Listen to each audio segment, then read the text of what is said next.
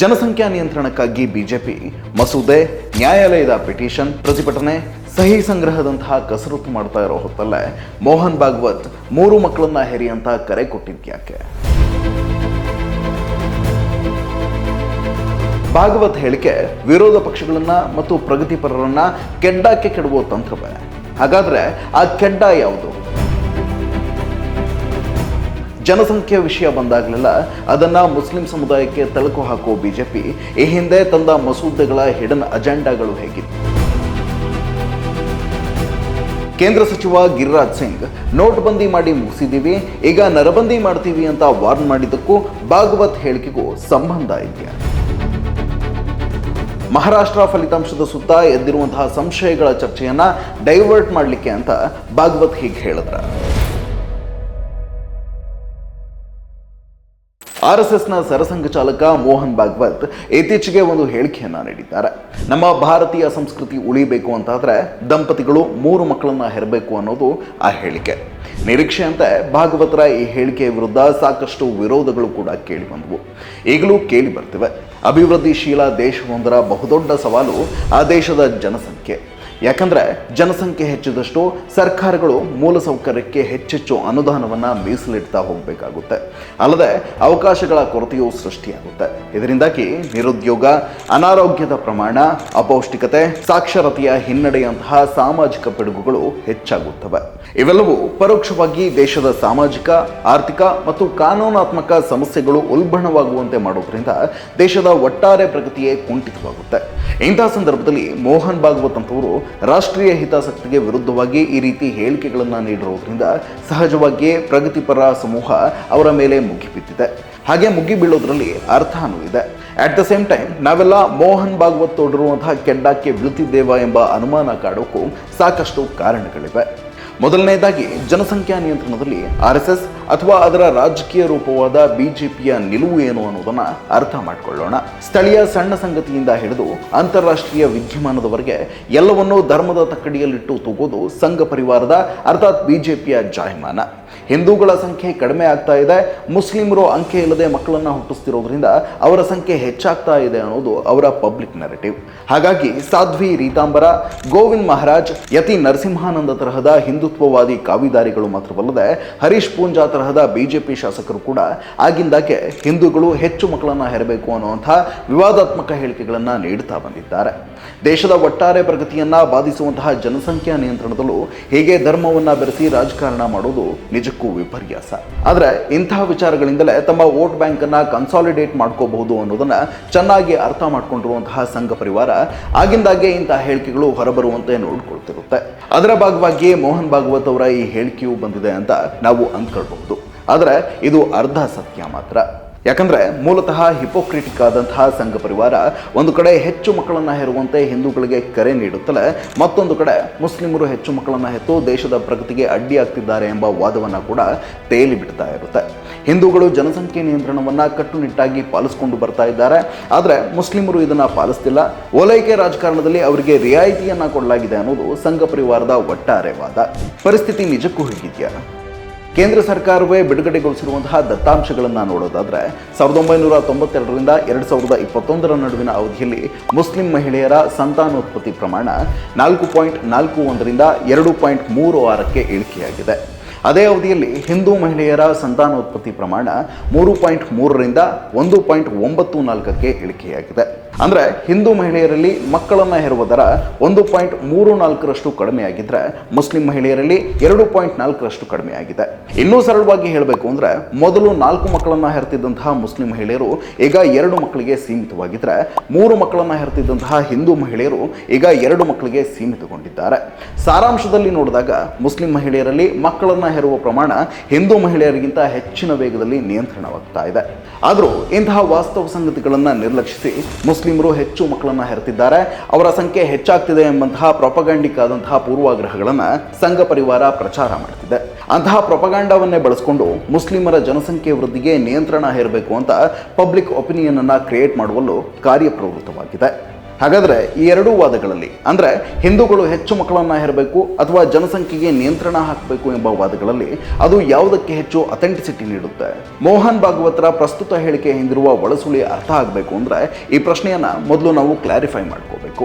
ಹಿಂದೂಗಳು ಹೆಚ್ಚು ಮಕ್ಕಳನ್ನ ಹೆರಬೇಕು ಅನ್ನೋದು ಪ್ರಾಕ್ಟಿಕಲ್ ಆದಂತಹ ಅಥವಾ ಜನರಿಂದ ವ್ಯಾಪಕ ಅಕ್ಸೆಪ್ಟೆನ್ಸ್ ಸಿಗುವಂತಹ ವಾದ ಅಲ್ಲ ಅನ್ನೋದು ಸಂಘ ಪರಿವಾರಕ್ಕೆ ಗೊತ್ತು. ಹಾಗಾಗಿ ಅವಕಾಶ ಸಿಕ್ಕಾಗಲೆಲ್ಲ ಮುಸ್ಲಿಮರನ್ನ ವಿಲನೈಸ್ ಮಾಡುವ ಏಕೈಕ ಕಾರಣಕ್ಕಾಗಿ ಬಿಜೆಪಿ ಪಾಪ್ಯುಲೇಷನ್ ಕಂಟ್ರೋಲ್ ಎಂಬ ಕನ್ಸರ್ನ್ ಅನ್ನ ತೋರಿಸ್ತಾ ಬರ್ತಿದೆ. ಮುಸ್ಲಿಮರ ಜನಸಂಖ್ಯೆಯನ್ನು ನಿಯಂತ್ರಿಸುವುದು ಬಿಜೆಪಿಗೆ ಕೇವಲ ಧರ್ಮದ್ವೇಷದ ಅಸ್ತ್ರ ಮಾತ್ರವಲ್ಲ, ಎಲೆಕ್ಟ್ರಾಲ್ ಪಾಲಿಟಿಕ್ಸ್ನಲ್ಲೂ ತುಂಬಾ ಕ್ರೂಷಿಯಲ್. ಬಿಜೆಪಿಗೆ ಮುಸ್ಲಿಂ ದ್ವೇಷವನ್ನ ಬಿಟ್ಟರೆ ಬೇರೆ ಯಾವ ಪಾಲಿಟಿಕಲ್ ಅಜೆಂಡಾಗಳು ಇಲ್ಲ. ಜನರನ್ನ ಓಲೈಸಿಕೊಳ್ಳುವಂತಹ ಯಾವ ತಂತ್ರಗಳು ಗೊತ್ತಿಲ್ಲ. ಹಾಗಾಗಿ ಯಾವ ಕಾರಣಕ್ಕೂ ಮುಸ್ಲಿಮರು ತಮ್ಮ ಮತದಾರರಾಗುವುದಿಲ್ಲ ಅನ್ನೋದು ಬಿಜೆಪಿಗೆ ತಿಳಿದಿದೆ. ಅವರ ಸಂಖ್ಯೆಯಲ್ಲಿ ಹೆಚ್ಚಳವಾಗುವುದು ತನ್ನ ರಾಜಕೀಯ ವಿರೋಧಿಗಳ ಮತ ಹೆಚ್ಚಳವಾದಂತೆ ಅಂತ ಬಿಜೆಪಿ ಭಾವಿಸುತ್ತೆ. ಆ ಕಾರಣಕ್ಕೆ ಮುಸ್ಲಿಮರ ಸಂಖ್ಯೆ ನಿಯಂತ್ರಣವಾಗಬೇಕು ಅಂತ ಬಿಜೆಪಿ ವಾದಿಸುತ್ತದೆ ವಿನಃ ನ್ಯಾಷನಲ್ ಪಾಪ್ಯುಲೇಷನ್ ಕಂಟ್ರೋಲ್ ಪಾಲಿಸಿ ಮೇಲಿನ ಕನ್ಸರ್ನ್ ನಿಂದಲ್ಲ. ಜನಸಂಖ್ಯೆ ಏರಿಕೆಯ ಸಂಗತಿಯನ್ನ ಬಿಜೆಪಿ ಮುಸ್ಲಿಂ ದ್ವೇಷದ ಆಯಾಮದಿಂದಲೇ ನೋಡುತ್ತೆ ಅನ್ನೋದಕ್ಕೆ ಒಂದು ಐಕಾನಿಕ್ ನಿದರ್ಶನವನ್ನ ಪ್ರಧಾನಿ ಮೋದಿಯವರೇ ಒದಗಿಸಿದ್ದಾರೆ. ಇತ್ತೀಚೆಗೆ ನಡೆದಂತಹ ಲೋಕಸಭಾ ಚುನಾವಣಾ ಪ್ರಚಾರದ ವೇಳೆ ನಿಮ್ಮ ಆಸ್ತಿಗಳನ್ನ ಕಿತ್ತು ಹೆಚ್ಚು ಮಕ್ಕಳನ್ನ ಹೊಂದಿರುವವರಿಗೆ ಹಂಚುತ್ತಾರೆ ಅಂತ ಹೇಳಿದ್ದು ನಿಮಗೆ ನೆನಪಿರಬಹುದು. ಸಮರ್ಥಿಸಿಕೊಳ್ಳೋರು ಇದರಲ್ಲಿ ಮೋದಿಯವರು ಎಲ್ಲಿ ಮುಸ್ಲಿಮರು ಅಂತ ಹೇಳಿದ್ದಾರೆ ಅಂತ ವಾದಿಸಬಹುದು. ಆದರೆ ಬಿಜೆಪಿ ಮತ್ತು ಮೋದಿಯವರ ರಾಜಕೀಯ ಹಿನ್ನೆಲೆಯನ್ನ ಗಮನಿಸಿದಾಗ ಹೆಚ್ಚು ಮಕ್ಕಳನ್ನ ಹೆರೋರು ಗುಸ್ಬೈಟಿಯಾ ಪಂಕ್ಚರ್ವಾಲಾ ಅಂತ ಅವರು ಯಾರನ್ನ ಕರೀತಾರೆ ಅನ್ನೋದು ಅರ್ಥ ಆಗುತ್ತೆ. ಪಾಪ್ಯುಲೇಷನ್ ಕಂಟ್ರೋಲ್ ಅನ್ನೋ ನ್ಯಾಷನಲ್ ಕನ್ಸರ್ನ್ ಅನ್ನ ಬಿಜೆಪಿ ಹೇಗೆ ಬಳಸ್ಕೊಳ್ತಿದೆ ಅನ್ನೋದನ್ನ ನೋಡೋದಾದ್ರೆ 2019ರ ಸ್ವಾತಂತ್ರ್ಯ ದಿನಾಚರಣೆಯ ಭಾಷಣದಲ್ಲಿ ಪ್ರಧಾನಿ ಮೋದಿಯವರ ಜನಸಂಖ್ಯಾ ಏರಿಕೆಯ ಬಗ್ಗೆ ಕಳವಳದ ಮಾತುಗಳನ್ನಾಡಿ ಪಾಪ್ಯುಲೇಷನ್ ಕಂಟ್ರೋಲ್ಗೆ ಕೇಂದ್ರ ಮತ್ತು ರಾಜ್ಯ ಸರ್ಕಾರಗಳು ಗಂಭೀರ ಕ್ರಮಗಳನ್ನು ಕೈಗೊಳ್ಳಬೇಕು ಅಂತ ಹೇಳಿದ್ರು. ಜನಸಂಖ್ಯೆಯನ್ನ ರಾಷ್ಟ್ರೀಯತೆಯ ಜೊತೆಗೆ ಬೆರೆಸಿ ಪುಟ್ಟ ಕುಟುಂಬವನ್ನು ಹೊಂದಿರುವುದು ಕೂಡ ದೇಶ ಪ್ರೇಮದ ಪ್ರತೀಕ ಅಂತ ಹೇಳಿದ್ರು. ಮೋದಿಯವರ ಮತ್ತು ಬಿಜೆಪಿಯ ಅಥವಾ ಸಂಘ ಪರಿವಾರದ ಐಡಿಯಾಲಜಿಕಲ್ ಹಿನ್ನೆಲೆಯಿಂದ ನೋಡಿದಾಗ ಪುಟ್ಟ ಕುಟುಂಬ ಹೊಂದದೇ ಇರೋದು ದೇಶದ್ರೋಹ. ಅರ್ಥಾತ್ ಹೆಚ್ಚು ಮಕ್ಕಳನ್ನ ಹೆರ್ತಾರೆ ಎಂಬ ಪೂರ್ವಾಗ್ರಹದ ಆರೋಪಕ್ಕೆ ತುತ್ತಾಗಿರುವ ಮುಸ್ಲಿಮರನ್ನ ಅವರು ಪರೋಕ್ಷವಾಗಿ ದೇಶದ್ರೋಹದ ಕೃತ್ಯದೊಂದಿಗೆ ಸಮೀಕರಿಸಿದ್ರು ಎನ್ನಬಹುದು. ಮೋದಿಯವರ ಈ ಹೇಳಿಕೆ ಹೊರಬೀಳುವುದಕ್ಕೂ ಕೇವಲ 1 ತಿಂಗಳ ಮೊದಲು ಬಿಜೆಪಿಯ ರಾಜ್ಯಸಭಾ ಸದಸ್ಯರಾದ ರಾಕೇಶ್ ಸಿನ್ಹಾ ಸಂಸತ್ತಿನಲ್ಲಿ ಒಂದು ಖಾಸಗಿ ಮಸೂದೆಯನ್ನ ಮಂಡಿಸಿದ್ರು. ಜನಸಂಖ್ಯಾ ನಿಯಂತ್ರಣ ಮಸೂದೆ 2019 ಎಂದು ಕರೆಯಲಾಗಿದ್ದಂತಹ ಆ ಮಸೂದೆಯಲ್ಲಿ 2ಕ್ಕಿಂತ ಹೆಚ್ಚು ಮಕ್ಕಳನ್ನ ಹೊಂದಿರುವವರಿಗೆ ಕಠಿಣ ಶಿಕ್ಷೆಯನ್ನ ನೀಡಬೇಕು, ಅವರಿಗೆ ಚುನಾವಣೆಯಲ್ಲಿ ಸ್ಪರ್ಧಿಸುವ ಅವಕಾಶವನ್ನ ಕೊಡಬಾರದು, ಸರ್ಕಾರದ ಯಾವುದೇ ಆರ್ಥಿಕ ಸವಲತ್ತುಗಳು ಅವರಿಗೆ ಸಿಗಬಾರದು, ಪಡಿತರ ವ್ಯವಸ್ಥೆಯಡಿ ಅವರಿಗೆ ನೀಡಲಾಗುವಂತಹ ದವಸ ಧಾನ್ಯಗಳ ಮೇಲೂ ನಿಯಂತ್ರಣವನ್ನ ಹೇರಬೇಕು, ಸರ್ಕಾರಿ ಉದ್ಯೋಗವನ್ನ ನೀಡುವಾಗ ತಾವು 2ಕ್ಕಿಂತ ಹೆಚ್ಚು ಮಕ್ಕಳಿಗೆ ಜನ್ಮ ನೀಡುವುದಿಲ್ಲ, ಹಾಗೊಮ್ಮೆ ನೀಡಿದ್ರೆ ನನ್ನ ಉದ್ಯೋಗವನ್ನ ರದ್ದು ಮಾಡಬಹುದೆಂಬ ಮುಚ್ಚಳಿಕೆಯನ್ನು ಬರೆಸಿಕೊಳ್ಬೇಕು ಅನ್ನುವಂತಹ ಸಾಕಷ್ಟು ಶಿಫಾರಸುಗಳಿದ್ವು. ಮೇಲ್ನೋಟಕ್ಕೆ ಇವು ಕಠಿಣ ನಿಯಮಗಳಂತೆ ಕಂಡುಬಂದರೂ ಇವುಗಳ ಹಿಂದೆ ಮುಸ್ಲಿಮರು ಮತ್ತು ಬಡವರನ್ನ ಗುರಿಯಾಗಿಸಿಕೊಳ್ಳಲಾಗಿತ್ತು. ಹೆಚ್ಚು ಮಕ್ಕಳನ್ನ ಹೆರುವವರಲ್ಲಿ ಧರ್ಮದ ಪ್ರಭಾವಕ್ಕಿಂತ ಹೆಚ್ಚಾಗಿ ಬಡತನ ಹಾಗೂ ಶಿಕ್ಷಣದ ಕೊರತೆಯ ಪ್ರಭಾವ ಹೆಚ್ಚು ಅನ್ನುವುದನ್ನು ಆ ಮಸೂದೆ ಸಂಪೂರ್ಣವಾಗಿ ನಿರ್ಲಕ್ಷಿಸಿತ್ತು. ಜನಸಂಖ್ಯಾ ಸಮಸ್ಯೆಗಿರುವ ಇಂತಹ ಮೂಲಭೂತ ಕಾರಣಗಳನ್ನು ಹೋಗಲಾಡಿಸಿದ ಕೇವಲ ಶಿಕ್ಷೆಯ ಮೂಲಕ ಅದನ್ನು ನಿಯಂತ್ರಿಸ್ತೇವೆ ಅಂತ ಮುಂದಾಗೋದು ಪ್ರಜಾತಾಂತ್ರಿಕ ಸರ್ಕಾರವೊಂದರ ಅಪ್ರೋಚಿಂಗ್ ಕ್ರಮವೂ ಅಲ್ಲ, ಸಮಾಜಕ್ಕೆ ಒಳಿತೂ ಅಲ್ಲ.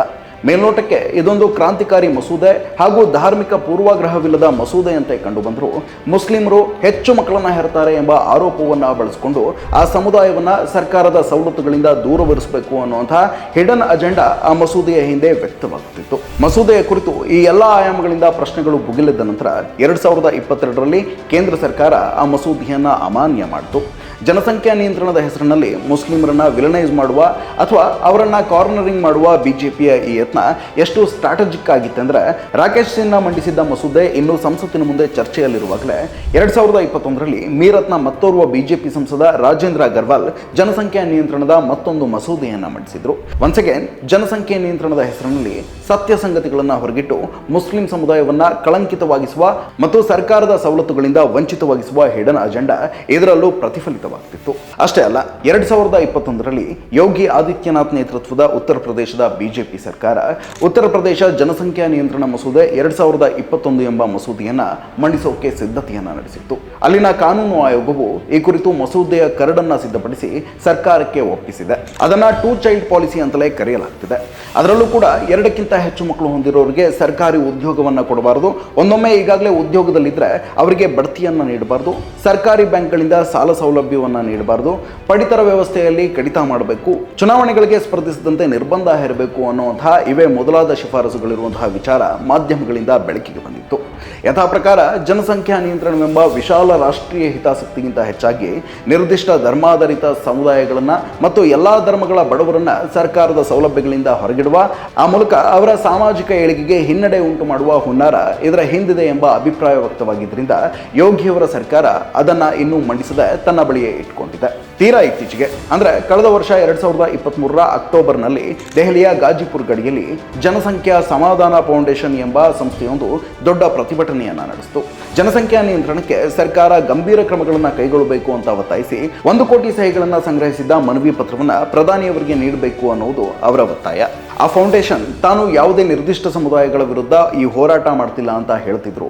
ಅವರ ಪ್ರತಿಭಟನೆಯ ಭಿತ್ತಿ ಪತ್ರಗಳನ್ನು ನೋಡಿದಾಗ ಮುಸ್ಲಿಂ ಸಮುದಾಯದ ಜನಸಂಖ್ಯೆಯ ಏರಿಕೆಯ ಗ್ರಹಿಕೆಯಿಂದ ಪ್ರೇರಿತವಾಗಿ ಆ ಹೋರಾಟವಿರೋದು ಸ್ಪಷ್ಟವಾಗುತ್ತದೆ ಅಂತ ದಿ ಹಿಂದೂ ಪತ್ರಿಕೆ ವರದಿ ಮಾಡಿತ್ತು. ಒಬ್ಬ ಪ್ರತಿಭಟನಾಕಾರ ಬಿಜೆಪಿ ನಮಗೆ ರಾಮ ಮಂದಿರವನ್ನ ನಿರ್ಮಿಸಿಕೊಡ್ತಿದೆ, ಆದ್ರೆ ಏನು ಪ್ರಯೋಜನ, ಇನ್ನು ಕೆಲವೇ ದಿನಗಳಲ್ಲಿ ಅದನ್ನ ನಮ್ಮಿಂದ ಕಿತ್ಕೊಂಡ್ರೆ ಏನು ಗತಿ ಅಂತ ಆತ ಆಡಿದ ಮಾತುಗಳು ಆತನ ರಾಜಕೀಯ ಹಿನ್ನೆಲೆಗೆ ಸಾಕ್ಷಿ ಎನ್ನಬಹುದು ಮತ್ತು ಅದೊಂದು ಬಲಪಂಥೀಯ ಹೋರಾಟ ಅಂತ ಅಂದಾಜಿಸಬಹುದು. ಇದೇ ತರ ಜನಸಂಖ್ಯಾ ನಿಯಂತ್ರಣ ಕಾಯ್ದೆಯನ್ನ ಜಾರಿಗೆ ತನ್ನಿ ಅಂತ ಉಪವಾಸ ನಡೆಸುತ್ತಿದ್ದ ಕಾರ್ಯಕರ್ತನೊಬ್ಬನನ್ನ ಕೇಂದ್ರ ಸಚಿವ ಗಿರಿರಾಜ್ ಸಿಂಗ್ ಮತ್ತು ಅಂತಹ ಮಸೂದೆಯನ್ನ ಮಂಡಿಸಿದಂತಹ ಬಿಜೆಪಿ ಸಂಸದ ರಾಕೇಶ್ ಸಿನ್ಹಾ ಒಟ್ಟಾಗಿ ಭೇಟಿಯಾಗಿ ನಿನ್ನ ಹೋರಾಟ ವ್ಯರ್ಥವಾಗೋಕೆ ಬಿಡೋದಿಲ್ಲ ಅನ್ನುವಂತಹ ಭರವಸೆಯನ್ನ ನೀಡಿ ಬಂದಿದ್ರು.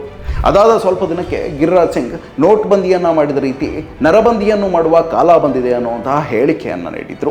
ಜನಸಂಖ್ಯೆಯನ್ನ ನಿಯಂತ್ರಣ ಮಾಡಬೇಕು ಅನ್ನೋದ್ರಲ್ಲಿ ಯಾವ ತಕರಾರು ಇಲ್ಲ, ಆದರೆ ಅದನ್ನ ನಿರ್ದಿಷ್ಟ ಸಮುದಾಯ ಅಥವಾ ವರ್ಗಗಳ ವಿರುದ್ಧ ಪ್ರತಿಕಾರದ ಅಸ್ತ್ರವಾಗಿ ಬಳಸೋಕೆ ಮುಂದಾಗೋದು ತುಂಬಾನೇ ಅಪಾಯಕಾರಿ.